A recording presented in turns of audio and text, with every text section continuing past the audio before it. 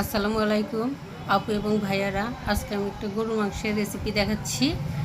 আমি নতুন ইউটিউবার। আমার ভিডিও দেখে ভালো লাগলে লাইক কমেন্ট শেয়ার করবেন। আপনারা কমেন্ট করে জানাবেন রান্নাটি কেমন হয়েছে। এখন আমি রান্নাটি শুরু করলাম। পেঁয়াজ, তেজপাতা, দারচিনি সব দিয়ে দিলাম, দিয়ে একটু লাল লাল করে ভেজে হয়ে গেল। তারপরে যাবতীয় মশলা দিয়ে দিলাম, আদা রসুন জিরা পেঁয়াজ বাটা সব বাটা দিয়ে দিলাম, সকল প্রকার মশলা দিয়ে এখন একটু কষিয়ে নেব।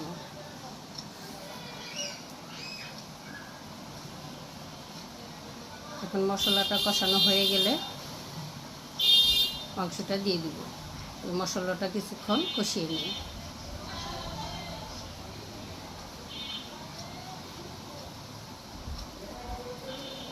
এখন তেল উঠে আসছে, এখন মাংসগুলো দিয়ে দিব।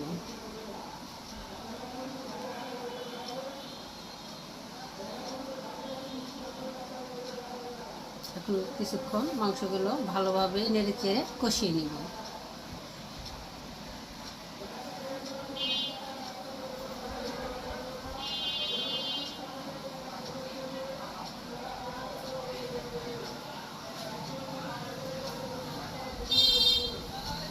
মাংসটা মোটামুটি কষানো হয়ে গেছে, আলু দিয়ে দিলাম। আমার বাচ্চারা আলু পছন্দ করে, তাই একটু আলু দিয়ে দিলাম। তারপর গরম পানি অ্যাড করে দিলাম, ঝোলে পানি।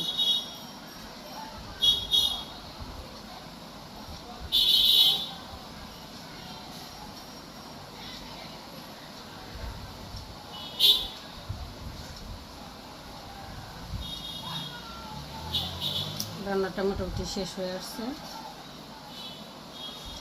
আল্লাহ হাফিজ।